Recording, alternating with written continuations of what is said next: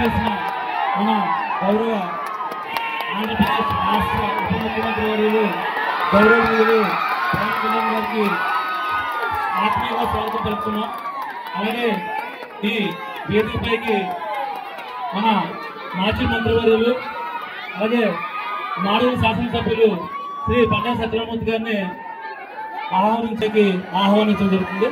అలాగే ఈ కార్యక్రమానికి మన జిల్లా కలెక్టర్ గౌరవనీయులు శ్రీ దినేష్ కుమార్ గారిని, అలాగే రాష్ట్ర పంచాయతీరాజ్ కమిషనర్ శ్రీ ఎం కృష్ణతేజ ఐఏఎస్ గారిని, అలాగే మన పిఓ ఐటీడీఎస్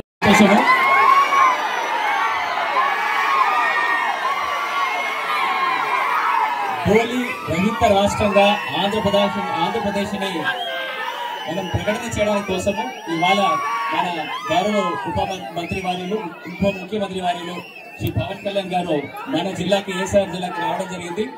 దాంట్లో ముఖ్యంగా ఈ అనంతగిరి మండలంలో ఈ గుమ్మతి రాయర్తి ఈ పెనకోట గ్రామ పంచాయతీకి రావడం చాలా చాలా ఆనందదాయకం. ఇవాళ ఈ కార్యక్రమంతో పాటు 105 కోట్ల రూపాయలు సంబంధపడిన రోడ్లు మనం మంజూరు చేయడం జరిగింది. స్వతంత్రం వచ్చే 77 సంవత్సరాలు అయిన తర్వాత కూడా ఇప్పుడు ఫస్ట్ టైం గా మీ అందరికీ కూడా ఒక రహదారి ఆల్ వెదర్ రోడ్ చేయడం చాలా చాలా ఒక సంతోషకరమైన విషయం. మన అందరూ కూడా అదృష్టం. ఇది మాత్రం కాకుండా గౌరవ ముఖ్యమంత్రి వారిలో గత నెలలో మన వైజాగ్ రావడం వచ్చినప్పుడు మన జిల్లాని ఈ ధోళి రహిత ఒక జిల్లాగా ప్రకటన చేయడానికి కావాల్సిన బడ్జెట్ దాదాపుగా 2800 కోట్ల రూపాయలు రాబోయిన ఇంకొక 4 సంవత్సరాల్లో తీసుకువచ్చేసి ఇవన్నీ కూడా కనెక్టివిటీ చేస్తామని వాళ్ళు హామీ ఇవ్వడం జరిగింది. దాని పరిధిలో గౌరవ డిప్యూటీ సీఎం గారు స్వయంగా ఈ ప్రాంతం గురించిన విషయాలు స్వయంగా వచ్చి చూడడానికి కోసం మనతో ఉన్నారు. ఇవాళ దాదాపుగా ఒక 2-3 కిలోమీటర్లు ఈ రహదారులు వెళ్లి చూసి ఇవాళ మీతో మాట్లాడడానికి రావడం చాలా చాలా సంతోషము. మన జిల్లాలో 1532 గ్రామాలు ఇంకా రోడ్డు రహదారి లేని ఒక గ్రామాలు ఉన్నాయి. అవన్నీ కనెక్ట్ చేయడానికి కావాల్సిన ఈ 2800 కోట్ల రూపాయలు గురించిన వివరాలు ప్రభుత్వ దృష్టికి తీసుకువెళ్లాము. కేంద్ర ప్రభుత్వము రాష్ట్ర ప్రభుత్వం కలిపి ఈ కార్యక్రమం చేయడానికి ఆల్రెడీ ఒప్పుదల ఇవ్వడం జరుగుతుంది.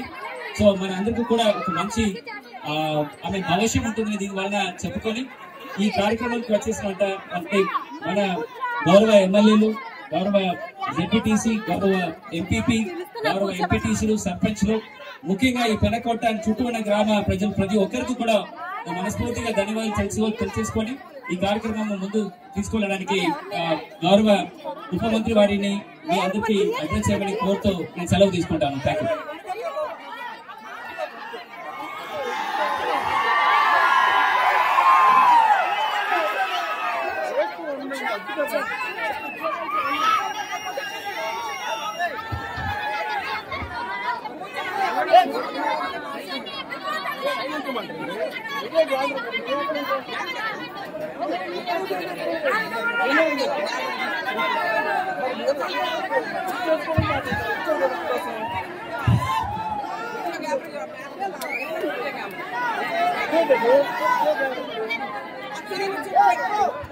మన జిల్లా శుభంగా పోలీస్ అమిత్ తక్కర్ ఐపీఎస్ సార్ని గౌరవపదంగా వేదికపైకి ఆహ్వానిస్తున్నాం.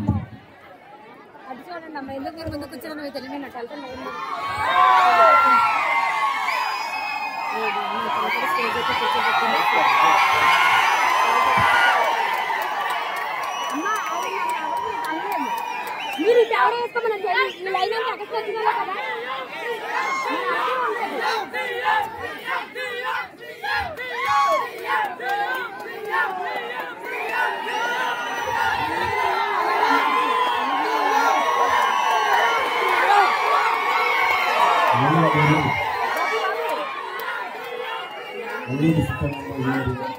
అలా తిరుగుతా ఉండే పర్లేదు.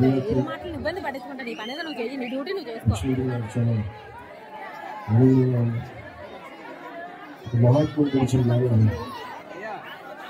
ప్రజలకి అండగా ఉన్న ఒక మహానుభావుడి పేరు పెట్టిన ఆయన తిరగడం ఆయన పోరాటం కాదు. ఆ నెలకి ఈ రోజున ఉండాలి.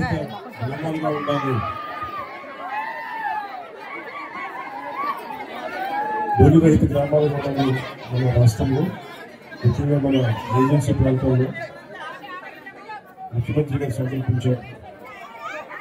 2017లో కూడా పోరాట ఎప్పుడు తిరుగుతాం పాడేరు అరకు ప్రాంతంలో ఆంధ్ర ఒరిస్సా బార్డర్లో పర్యటన చేస్తాం. ముఖ్యంగా గిరిజన ప్రజల కష్టాలను అర్థం చేసుకోవాలి. ఆ రోజున గిరిజన ప్రజలకి ఒకటే మాట ఇచ్చాం. అందరూ వచ్చి మా ఊళ్ళోకి రా, మా తాండాలోకి రా అంటే నేను ఒకటే చెప్పాను, నేను వచ్చి ఏం చేయలేను, నేను నాకు అధికారం లేదు, నీకు అధికారం ఉన్నా లేకపోయినా పర్లేదు, నీ మనసులో పడితే ఏదో ఒకటి చేస్తాం మాకు అని నన్ను ఆ రోజు తీసుకుపోయాడు. ఈ రోజున మీ అందరి ఆశీస్సులు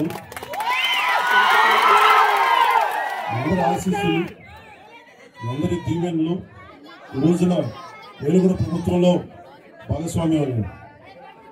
పవన్ కళ్యాణ్ ప్రభుత్వంలో భాగస్వామ్యం అవడం అంటే ఇక్కడున్న ఒక సగటు గిరిజన యువకుడు గిరిజన యువతి భాగస్వామ్యం అయ్యారు.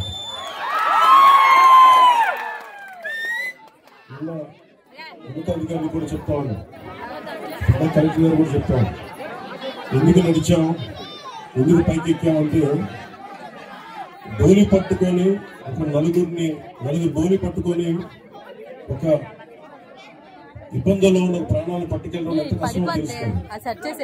అలాంటిది ప్రాణాలకి, గర్భిణీ స్త్రీలకి, వృద్ధులకి ఇబ్బంది వచ్చే పరిస్థితుల నుంచి సంరక్షించాలి. ఉన్న సమస్య మొన్న ముఖ్యమంత్రి గారి దగ్గరికి వెళ్ళాం, కేంద్రంలో కూడా మాట్లాడాం, మనం ఢిల్లీ పర్యటనలో కూడా దీని గురించి చర్చించాం. ఒకటే చెప్పారు, మాకు ఏజెన్సీ ప్రాంతం ఎక్కువ, మాకు ఈ వల్లూరు సీతారామరాజు జిల్లా అంతా దాదాపు 95% ముఖ్యంగా గిరిజన గ్రామాలు ఉన్నాయి. దీనికి ప్రత్యేకంగా దృష్టి పెట్టమని చెప్పారు. అందుకని ఈ రోజున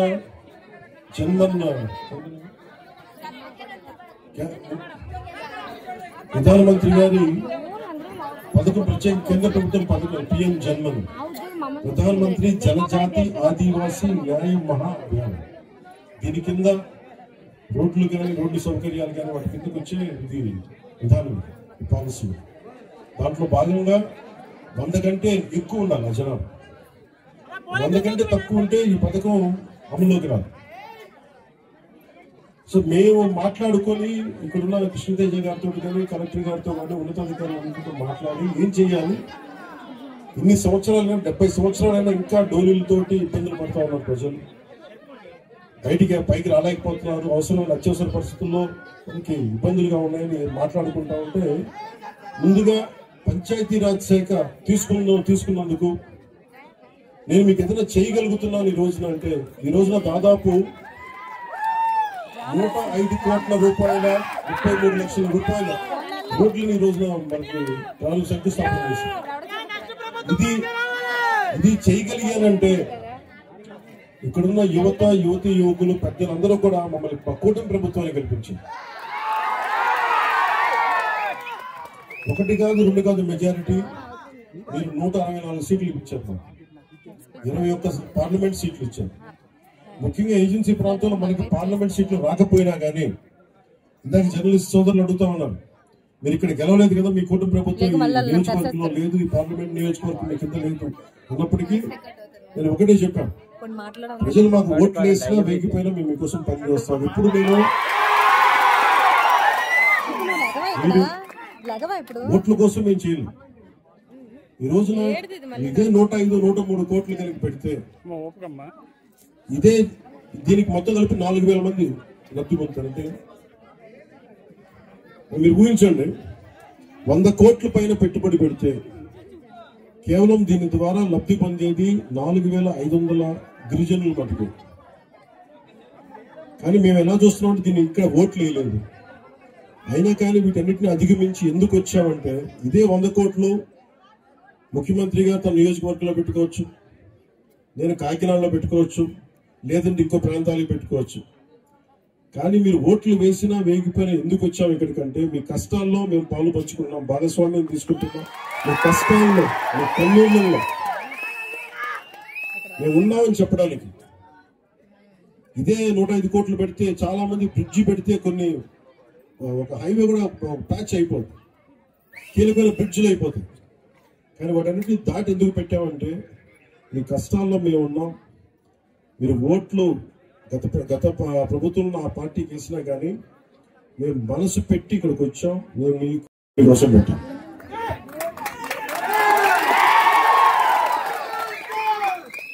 ఈరోజు ఇప్పుడు మనం 19 పనులు ప్రారంభించాం. 98.85 కిలోమీటర్లు. దీంట్లో 105 కోట్ల 33 లక్షలు మనం జాతీయ ఉపాధి హామీ పథకం, దాంట్లో జాతీయ ఉపాధి హామీ పథకం నుంచి 72 కోట్ల 20 లక్షలు, 33 కోట్ల 13 లక్షలేమో పంచాయతీరాజ్ మనకి ఇంజనీరింగ్ శాఖ నుంచి. వీటికి లబ్ధి పొందిన 72 గ్రామాలు, జనాభా 4000. రెడ్డిపాలెం గ్రామానికి పంచాయతీరాజ్ నిధులతోటి 5.5 కిలోమీటర్ల మేరకు 5.86 కోట్ల అంచనాతోటి తాను రోడ్డు నిర్మాణానికి పంచాయతీరాజ్ ఇంజనీరింగ్ విభాగం ద్వారా పనులు చేయడానికి ఈ రోజున శంకుస్థాపన చేశాం. దీనివల్ల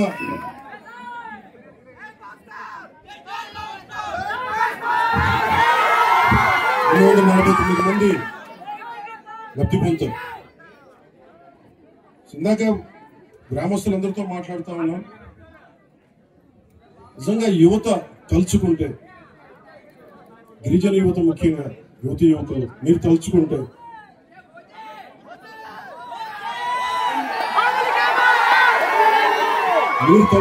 మార్పు వస్తుంది. గత ఎన్నికల్లో 6 నెలల క్రితం యువత ఒక బలంగా ఒక మాట అనుకున్నారు, మార్పు రావాలి అని.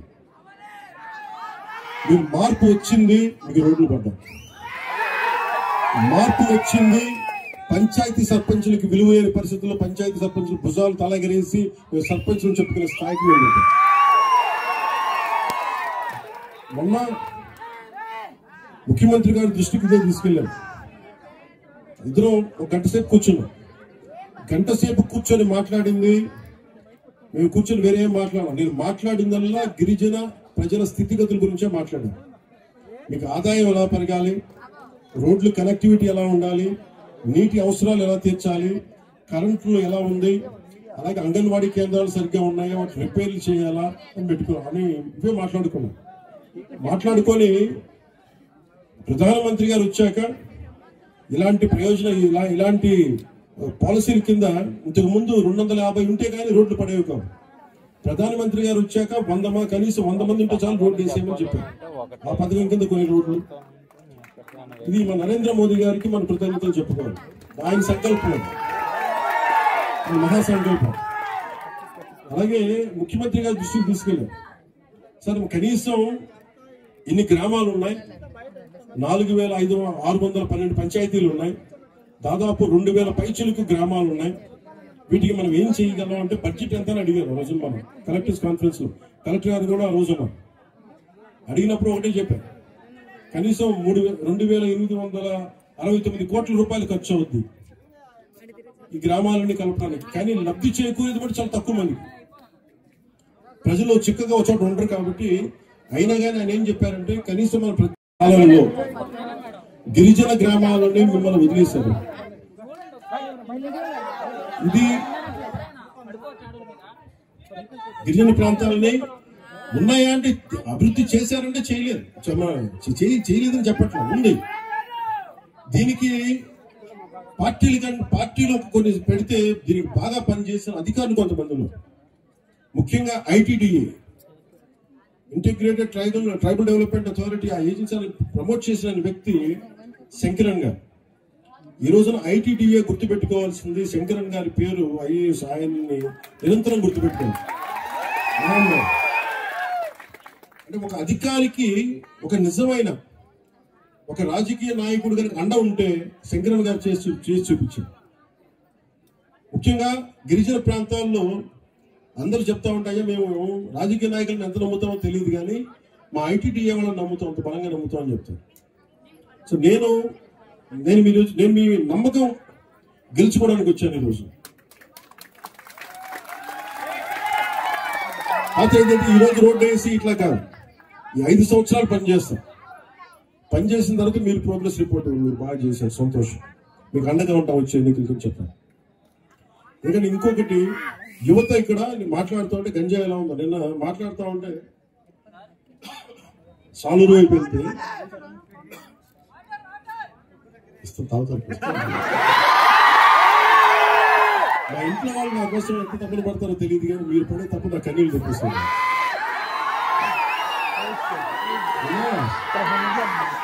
అలాగే మన కూర్చొని అలా ఐ లవ్ యూ అంటుంటే నేను ఐటీలో ఐ లవ్ యూ టూ అని చెప్పాను.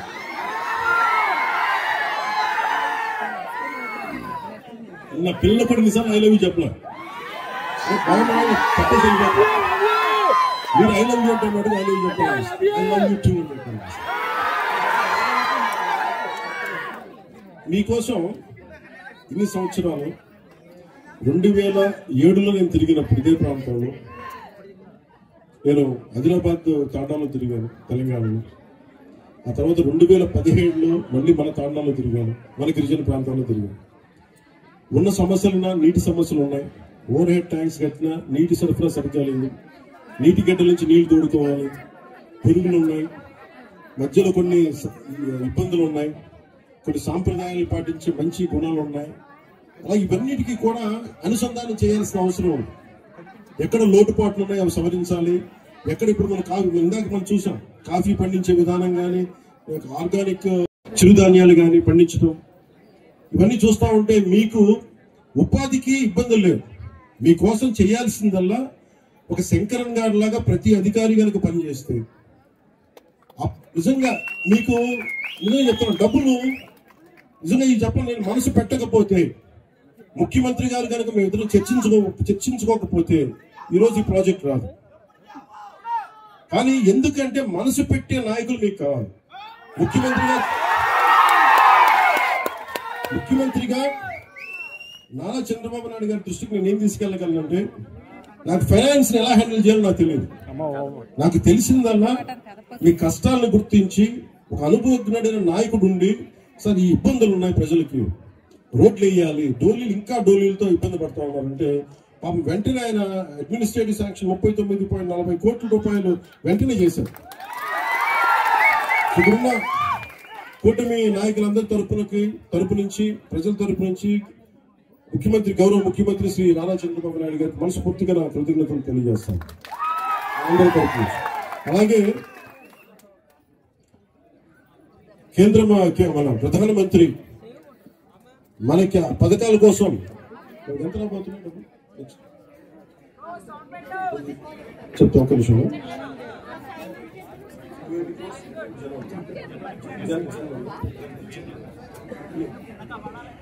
మన రోడ్ల కోసం మళ్ళీ జనవరిలో 250 కోట్ల రూపాయలు ప్రధానమంత్రి గారు మంజూరు చేయబోతున్నారు.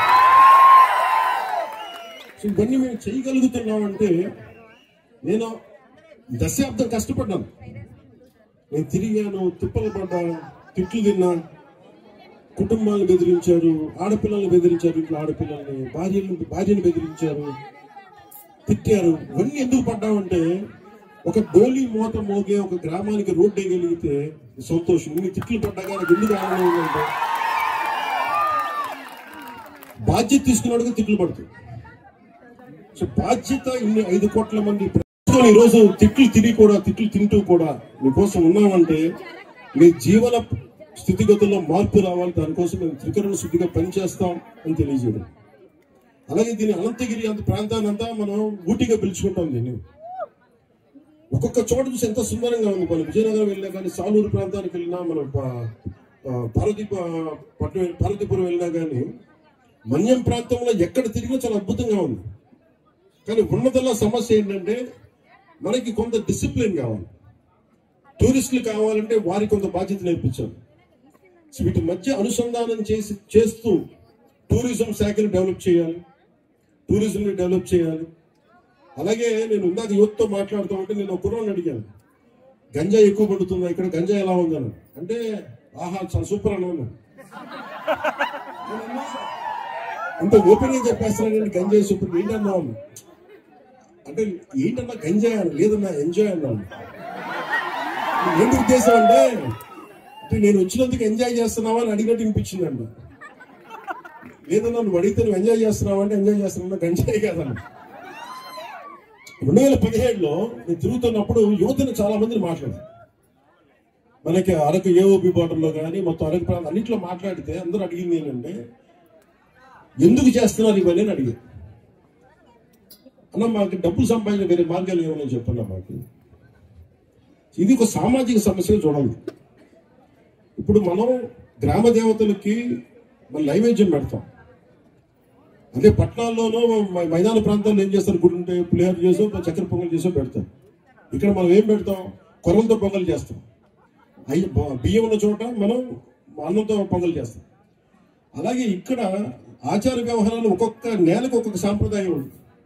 గిరిజన సాంప్రదాయాల్లో మనకి కళ్ళు పెట్టడం దగ్గర నుంచి మన తల్లులకి గ్రామ దేవతలకి, అలాగే గంజాయి పెట్టడం కూడా, గంజాయి ఆకుని ఇవ్వడం కూడా అది ఒక సాంప్రదాయం. అలాంటి సాంప్రదాయాల కోసం పెంచుకున్న ఈ గంజాయి మొక్క, ఇది సమస్య ఏమైపోయిందంటే అది సంస్కృతి వరకు ఉండిపోతే పర్లా, గిరిజన ఆచార వ్యవహారాల వరకు ఉండిపోతే ఇబ్బంది ఉండేది కాదు. దాన్ని కమర్షియలైజ్ చేశారు, ఎక్స్పోర్ట్ చేశారు. ఈ రోజున గంజాయికి #1 క్యాపిటల్ అయిపోయింది. మనం అనుకోవచ్చు ఏం జరుగుతుంది, గంజాయి మనకు మొక్క వేస్తాం పోద్దు అంటే. దీనివల్ల ఏం జరుగుతుంది అంటే చాలా మంది యువత పాడైపోయి తాగేసి చిన్నపిల్లలకి చాక్లెట్ల రూపంలో ఇచ్చేసి, మొన్న ఈ మధ్యన కడపలో అనుకుంటా టీచర్ మీద తిరగబడి పిల్లలు కొట్టేశారు, గుండెల మీద కొడితే చనిపోయారు. దానికి కూడా దీని ఈ మొత్తం ప్రభావం అనేది పోలీసులు ఆ దిశగా కూడా ఆలోచిస్తున్నారు. అందుకని గంజాయి సాగుని మనం నిలువరించాలి. కానీ అలాగే నేను ఆలోచిస్తుంది ఏంటంటే ముఖ్యమంత్రి గారి దృష్టి కూడా తీసుకెళ్ళి దీన్ని ఒక సామాజిక సమస్యగా కూడా చూడాలి. అందుకని టూరిజం మీకు మేజర్ మనీ అవుతుంది. మీరు కనుక టూరిజం కనుక మీరు అప్లై చేసుకుంటే, ఉదాహరణకి మనకు 20 గ్రామాలు ఉన్నాయి.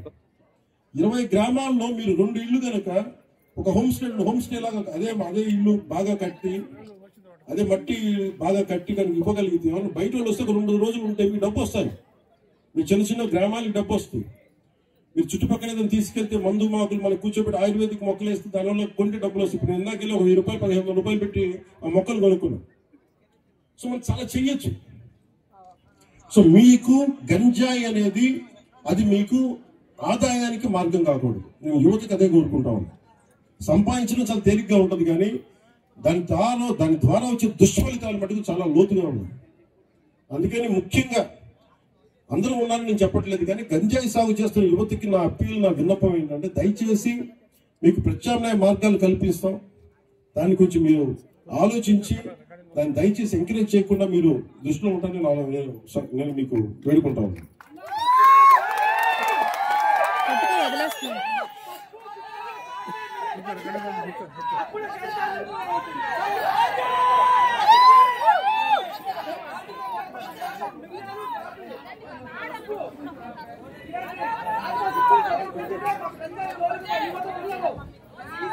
ఒక నిమిషం చెప్పండి. పంట రేటు పెంచాలా? ఓకే నాకు అర్థమైంది. కాఫీ, పసుపు, ఈ మిరియాలు, స్పైసెస్ అన్ని మనకేం లేదు. 1000 గజాల్లో కూడా చాలా ఒక 4 మంది బతికే అంత ఆదాయం ఉంటుంది. నీటి సమస్య లేదు. మొక్క మొలవని చోట కూడా నీటిని పట్టుకోగలరు. గాలిలో ఉండే తేమని ఇలాగే మన బంతి ఎలా కట్టారో, బంతి దారాలు ఎలా కట్టారో, బంతిమాల అలాగే చైన్లు వేలాడి తీస్తే ఆ గాలి వెళుతూ ఆ తేమలో, గాలిలో ఉన్న తేమ పట్టుకుని నీటిని పట్టుకునే టెక్నాలజీ కూడా ఉంది. మన గిరిజన గ్రామాల్లో మనకి ఇంత నీటి కేటలు ఉన్నాయి. నీటికి ఇబ్బంది పడతామని నిజంగా దీనికి కావాల్సింది ఏంటంటే మీకోసం త్రికరణ శుద్ధిగా పనిచేసే వ్యక్తులు కావాలి మీకు.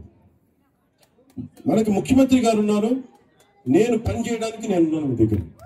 ఈ కష్టాలు నేను విజయనగరంలో కూడా చెప్పాను. నేను ప్రతి 2 నెలలకి 15 రోజులు మన మన్యం ప్రాంతాల్లోనే తిరిగి మీకు సాధక బాధలు అన్ని తెలుసుకొని గంజాయిని మీరు వదిలే వరకు నేను మిమ్మల్ని వదలను. మీ జీవితాలు, మన ఆడబిడ్డల, గిరిజన ఆడబిడ్డల జీవితాలు బాగయ్యే వరకు నేను అప్పుడే రిటైర్ అవ్వను. మీరు సంతోషంగా ఉండాలి. మన ఎందుకంటే నాకు గిరిజన ఆచార వ్యవహారాల మీద అపారమైన నా గౌరవం నాకు. సో మీ అందరికీ నేను మీకోసం పనిచేసి మీ ఇంట్లో వాడు ఒకటి ఉన్నాడు అనుకోండి, నేను ఎందుకు నడిచానో కూడా చెప్తాను. నేను కలెక్టర్ గారు కూడా అన్నారు, ఎందుకు సభ్యులు మనకి ఎందుకు అంటే, నాకు ఇక్కడ రావడానికి డీజీపీ గారు కూడా సముఖం చూపించలే. మబ్బు పట్టేసింది, ముసురుగా ఉంది, లేదంటే మనకి ఫాగ్ ఉంది, మంచు తెరలు ఉన్నాయి, లోపలికి వెళ్ళాలి, ఎలాంటి ఇబ్బందులు ఉంటాయి, మాకు రైట్ గా లేదనేది నాకు ఒత్తిడి పెట్టిన. మీరు కావాలంటే తర్వాత వెళ్తారు కానీ మళ్ళీ అంటే నేను చెప్పాను, ఈ రోజు అనుకున్నా మా వాళ్ళ కోసం నేను ఈ రోజే వెళ్తాను. మంచి పని చేయడానికి ముహూర్తం ఉన్నాం. రోడ్డు వేయడం మంచి పని, దాహం తీర్చడం మంచి పని, అంగన్వాడీ బిల్డింగ్స్ కూలిపోతే వాటిని తిరిగి కట్టడం మంచి పని. మంచి పని చేసేవాడికి ఆపద ఉండదు. ఇదే నా నమ్మకం. నేను పుట్టినప్పటి నుంచి నేను ఎవరికి ద్రోహం చేసిన వ్యక్తిని కాదు. అందరూ బాగుండాలని కోరుకునేవాడిని, రాష్ట్రం బాగుండాలని తపన పడేవాడిని, దేశం బలంగా ఉండాలని కోరుకునేవాడిని. ఆ బలంగా ఉండాలని కోరుకునేవాడిని కాబట్టి రాగానే మన పంచాయతీలకు అప్పుడు దాకా 200-300 ఉండే మన స్వాతంత్ర దినోత్సవానికి జరుపుకోవడానికి ఇచ్చే డబ్బు 25,000 చేశాను. నేను మనందరి దేశ క్షేమం, సమాజ క్షేమం, మన క్షేమం కోరుకునేవాడు. సో మేము కోరుకునేదల్లా, మేము ఇక్కడున్న నాయకులందరూ కూడా, వేదిక పైన ఆశల నాయకులు కానీ, ఉన్నతాధికారులు కానీ, అందరం కూడా పనిచేయడానికి సంసిద్ధంగా ఉన్నాం. నాకు మీ నుంచి మిమ్మల్ని కోరుకునేది, మీరు కొంచెం సహకరించండి. ఒకసారి ఒక కొత్త ఆలోచన వచ్చినప్పుడు మీకు ఇబ్బందిగా ఉండొచ్చు, మీరు చెప్పండి. ఇలాంటి సెమినార్స్ ఇలా కూర్చొని మాట్లాడుతూ సభలు పెట్టుకుందాం, మీకు ప్రభుత్వం తరపు నుంచి మీకు ఇబ్బందులు ఉన్నాయి, లేదంటే నాయకులు తీరు నచ్చలా, అధికారులు తీరుతెన్నులు నచ్చలా, మీరు మొహమాటం లేకుండా చెప్పండి. నన్ను ఎన్నోసార్లు తిడతారు కదా, సరిగ్గా చేయలేదు, నేను భరిస్తాను. ఎందుకు భరిస్తానంటే నేను పని చేయడానికి ఒప్పుకున్నా. ఒకసారి లేనప్పుడు, కుదరినప్పుడు నేను చెప్తాను మీకు. ఇది డెమోక్రసీ, ప్రజాస్వామ్యంలో మనం ఏం చేయగలం, ఒకరినొకరు మాట్లాడుకోవాలి. ప్రభుత్వాలు నడిపే వ్యక్తులు వాళ్ళ సమస్యలు తెలుసుకోవాలి. మీ సమస్యలు విన్నప్పుడు కూడా మేము ఎంత అసాధ్యాలు కూడా మేము చెప్తాము మీకు. అందుకనే కొన్నిసార్లు వెంటనే రోడ్డు వేసామంటే, వెంటనే రోడ్డు వేయడానికి టెండర్ పిలవడానికి 40 రోజులు పడుతుంది. అందుకే నేను చెప్పాను, ముందస్తుగా కొన్ని రోడ్లు ఏమేమి చేయగలరు చేసేయాలంటే ఇలా మనకి ఆగమేఘాలు మీద చేస్తున్నాం. అందుకని మీ సహాయ సహకారాలు కావాలి. ఇందాక అడిగి ఒక్కొక్కరితో మాట్లాడుతూ, మాకు ఇక్కడ జూనియర్ కాలేజ్ లేదు, ఇన్ని మండలానికి కలిపి జూనియర్ కాలేజ్ లేదు మా మండలానికి అంటే, 16 ఎకరాల స్థలం ఇచ్చారు అంటే వెంటనే చెప్పాను, జూనియర్ కాలేజ్ కావాలంటే మన నిధులు మాట్లాడదాం, జూనియర్ కాలేజ్ కూడా ఏర్పాటు చేద్దాం. దీనికి ఇది నేను రాజకీయాలకు రాకముందు నేను నేర్చుకుంది ఏంటంటే,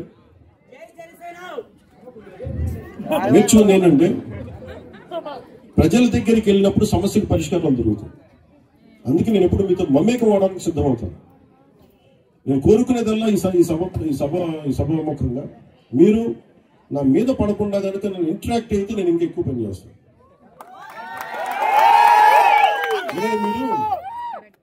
మీరు సినిమాలో చెప్తారు, ఓజీ అంటే మీరు అరుస్తూ ఉంటారు. నా స్వప్నం, నా కళ,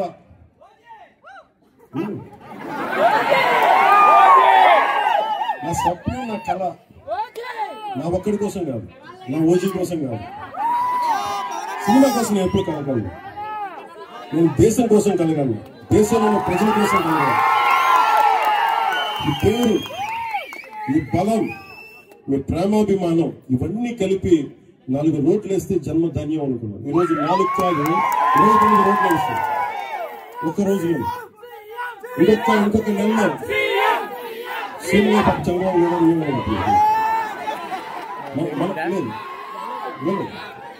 మన గౌరవ ముఖ్యమంత్రిగా మన గౌరవం, నేను డిప్యూటీ సీఎం గా నన్ను గౌరవించాలని సంతోషం. ఏమవుతాయి అంటే, వేదిక పేర్ల నాయకులు ఉన్నారు, వాళ్ళకి ఇబ్బంది పడకూడదు కదా, నేను దగ్గర నడిపించాను నన్ను తిరుగుతాను. ముఖ్యమంత్రి ఎవరైనా కాదు, ఎవరు బాగా పనిచేశారు. ముఖ్యమంత్రి గారు ఆయన అనుభవం చాలా కీలకం, చాలా కీలకం. ఈరోజు 40 కోట్లు కావాలి మన గిరిజన గ్రామాలకంటే వెంటనే ఆయన ఒక అరగంట మొత్తం అందరిని పిలిచి మాట్లాడారు.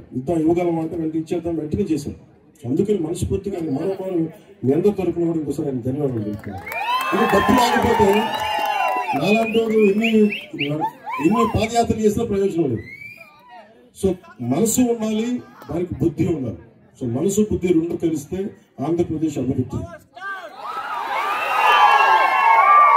మీ అందరికీ మరోమారు ధన్యవాదాలు తెలుపుకుంటూ, ఎస్పీ గారు ఇందాక ఎప్పుడే చెప్తా ఉన్నారు, నోటు గాంజా అనేది పోస్టర్ రిలీజ్ చేస్తామని చెప్పారు. ఒకసారి ఎస్పీ గారిని ఇంకా మిగతా డిఎస్పీస్ కొంచెం డౌన్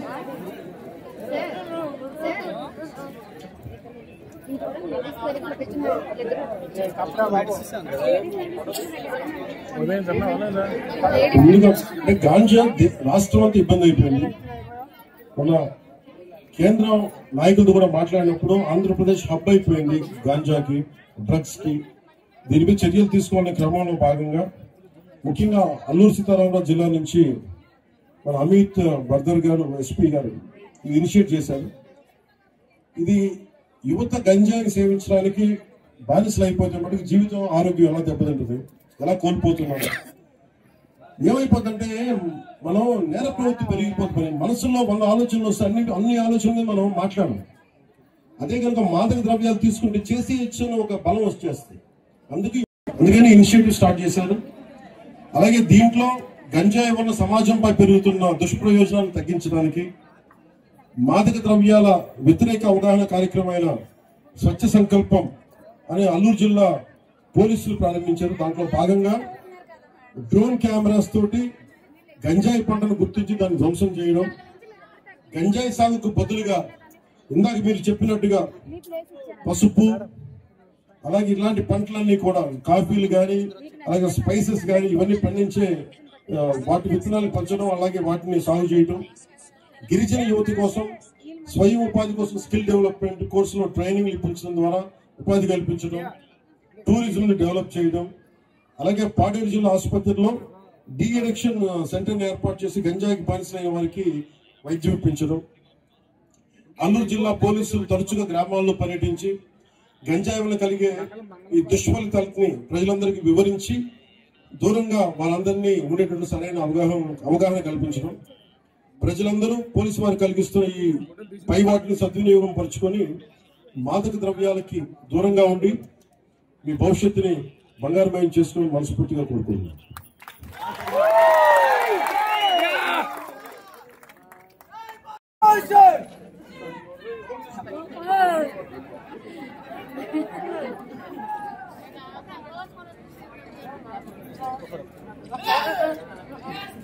నేను ఎప్పుడు కూడా కలగలను.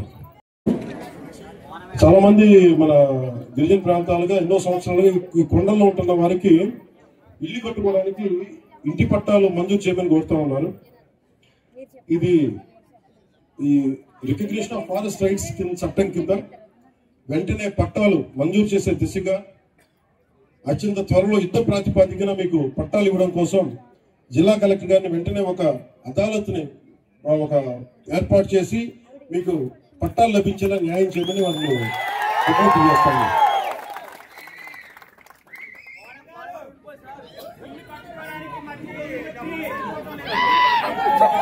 నయం బంగారం వేసుకున్నాను, బంగారం లేదని చెప్పండి.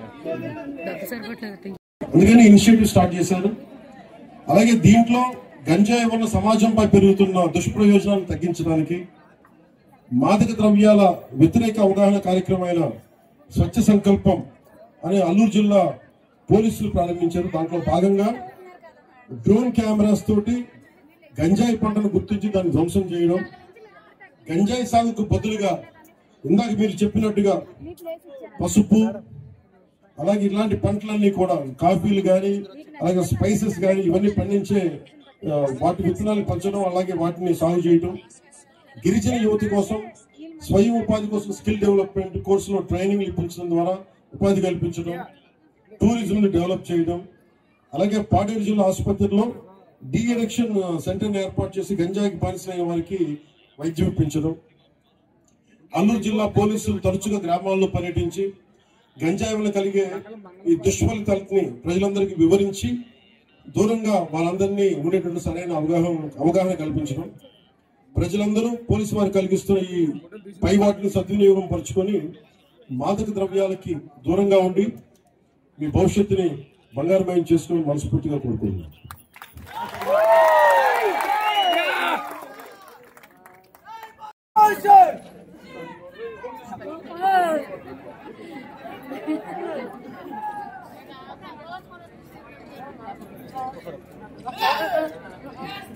నేను ఎప్పుడు కూడా కలగలను.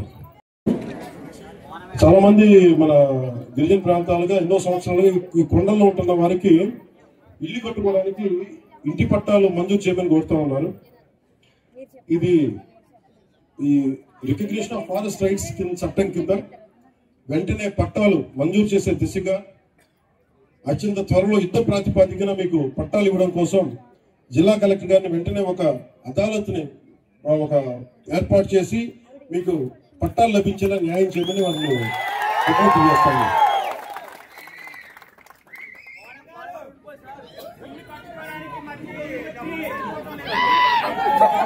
నయం బంగారం వేసుకున్నాను బంగారం లేదని చెప్పండి. నేను దాన్ని అందరితో మాట్లాడి సీనియర్ నాయకులందరితో మాట్లాడి అధికారులతో మాట్లాడి దానికి అదనంగా ఎలా నిధులు లభించాలి, 1,80,000 దాటి ఎలా అదనంగా నిధులు ఇవ్వాలి దాని మీద మాట్లాడి నేను దాని దిశగా ఆలోచిస్తాను. కొంచెం సమయం ఉంది. కొన్ని ఇళ్ళకి చాలా మంది సిఎస్ఆర్ ఫండ్స్ ఉన్నాయి, కొంతమందితో మాట్లాడతారు. వ్యక్తిగతంగా మేము చేయగలిగేది అంటే మేము మనసు పెట్టి పనిచేస్తాం. మీరు కొంచెం పెద్ద మనసుతోటి 1,80,000 ఇంకా బలమైన ఇల్లు కట్టొచ్చని టెక్నాలజీస్ ఉన్నాయి, అవి కూడా ఆ దిశగా కూడా ఆలోచిస్తాం. అంటే ఈ మాట చెప్పి నేను ముగిస్తాను సభ. మీరు ముఖ్యంగా గత ప్రభుత్వం ఏం చేసిందో మీకు తెలుసు. ఒకసారి మీరు అల్లూరు సీతారామరాజుని గుర్తుపెట్టుకునే వాళ్ళు, మీ హక్కుల కోసం పోరాడే వాళ్ళని గుర్తుపెట్టుకోండి. కూటమి ప్రభుత్వం 100 మందికి దాటి 250 మంది ఉంటే తప్ప మేము రోడ్డు వేయం అనే పద్ధతి నుంచి నరేంద్ర మోదీ గారు వచ్చాక 100 మంది ఉన్నా చాలు రోడ్డు వేస్తామని చెప్పారు. ఈరోజు రోడ్లు వేస్తాం. అలాగే 100 మంది లోపల ఉంటే దాని మీద కూడా ఒక ఆలోచిస్తా ఉన్నారు. అవి ఉన్నా నిధులు ఉన్నా లేకపోయినా మీకోసం ఆలోచిస్తూ మేము 20 మంది ఉన్నా, 30 మంది ఉన్నా, 40 మంది ఉన్నా ఈరోజు రోడ్లకి వేయడానికి శ్రీకారం చెప్పారు. అలాగే మీకు మీరంతా చేసేది ప్రకృతి వ్యవసాయం. ప్రకృతి వ్యవసాయానికి కావాల్సింది మార్కెటింగ్ కెపాసిటీ కావాలి. 1 సెంటు భూమి కూడా వేస్ట్ అవ్వకుండా మీరు పంటలు పండించగలిగే స్థాయి కనుక వస్తే మీకు గంజాయి వైపు వెళ్లాల్సిన అవసరమే ఉండదు, మీకు బాగుంటుంది. అలాగే ఆరోగ్య ఫెసిలిటీస్ మటుకు చాలా బాగా చేస్తాం.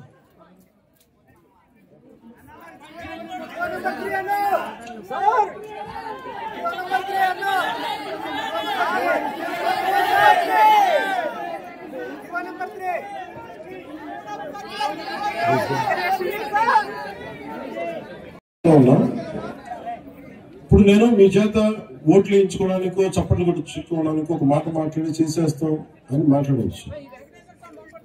కానీ మనం సుప్రీంకోర్టులో కొన్ని హైకోర్టు ఉన్నప్పుడు కొంచెం జాగ్రత్తగా వ్యవహరించాల్సిన పరిస్థితి. అన్ని ఉద్యోగాలు మరి ఎవరైనా సరే ఉద్యోగాలు ఎలా వస్తాయి మీరు ఆలోచించండి. స్కిల్ ఉండాలి. ఒకవేళ నాకు రిజర్వేషన్ లేదు, రిజర్వేషన్ లేనప్పుడు నేను ఏం చేస్తాను చెప్పండి. స్కిల్ డెవలప్ చేసుకుని వెళ్ళాలి. రిజర్వేషన్ వచ్చే వరకు వెయిట్ చేయడం నాకైతే భయం వేస్తుంది నా జీవితం. సో నేను మీరు చెప్పిన GO3 ఏదైతే ఉందో దాని గురించి ముఖ్యమంత్రి గారి దృష్టికి తీసుకెళ్తాను. ఈ లోపు మీరు ఆర్థికంగా ఇబ్బంది పడకుండా మీకు స్కిల్ డెవలప్మెంట్ చేస్తే మీకు ఫలితాలు వస్తాయి, మీకు ఆర్థికంగా బలోపేతం అవుతుంది. మీలో నేను మొన్న పోయినసారి అరకుకు పోయినప్పుడు ఒక కుర్రోడికి మార్షల్ ఆర్ట్స్ వచ్చి మలేషియాలోకి వెళ్దామంటే అన్న నాకు సపోర్ట్ చేయట్లేదు. అలా ఎంతమంది మీరు ప్రతిభ మీరు ఎంతమంది ఉందో మీకేం తెలుసు. మిమ్మల్ని మౌంటైనీరింగ్ పంపించామనుకోండి, మీరు ఒకటి తెన్సింగ్ నాకేలా ఉన్నారు. మీ ప్రతిభ పాఠవాల్ని బయటికి, మీ సమర్థత బయటికి తీయాలి. మీరు గొప్ప రన్నర్స్ ఉన్నారేమో, మ్యారథాన్ రన్నర్స్, గోల్డ్ మెడల్ సాధించగలరేమో, మీరు గజేతగాళ్ళు ఉన్నారేమో, సైంటిస్టులు ఉన్నారేమో, లేదంటే గొప్ప IAS IPS స్థాయి ఉందేమో, గొప్ప పోలీస్ అధికారుల స్థాయి ఉందేమో. ఇవన్నీ మనకు తెలియదు కదా. అందుకని ఈ ప్రభుత్వం పెట్టింది ఏంటంటే స్కిల్ డెవలప్మెంట్ మీద దృష్టి ఎక్కువ పెట్టింది. హక్కులతో పాటు జీవోలతో పాటు కాన్స్టిట్యూషన్ పరంగా రాజ్యాంగ పరంగా ఎలాంటి హక్కులు లభించేలాగా ముందుకు తీసుకెళ్లడంతో పాటు స్కిల్ డెవలప్మెంట్ చాలా బాధ్యతగా తీసుకుంది. అందుకనే నేను కోరుకుంటుంది ఏంటంటే ఇక్కడ సినిమా పరిశ్రమ కూడా రావాలి. వీళ్ళు ఎవరో బయట దేశాలకు పోతా ఉన్నారు. ఆ డబ్బులు కనుక ఇక్కడికి వస్తే ఇక్కడ ఉన్న 50 మంది ఆడపడుచులకు కానీ ఇక్కడ ఉన్న 25 మందికి ఒకరోజు షూటింగ్ చేసేటప్పుడు వస్తున్నారు.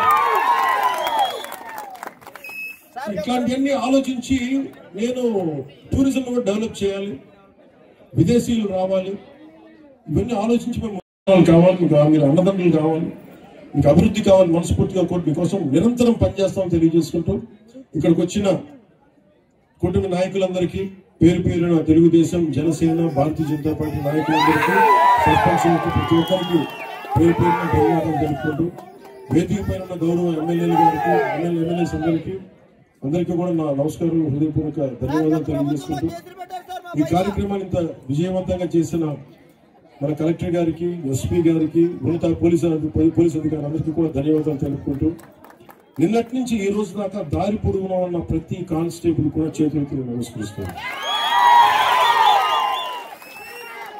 మనస్ఫూర్తిగా మీ అందరికీ.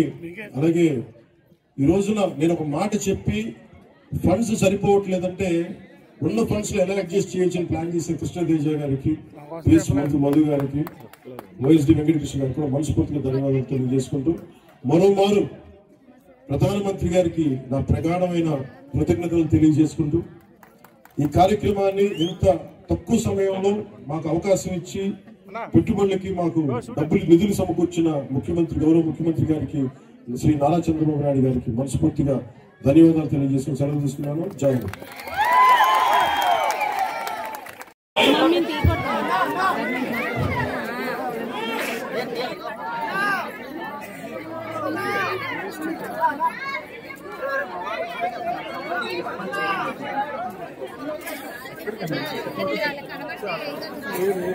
కనబడండి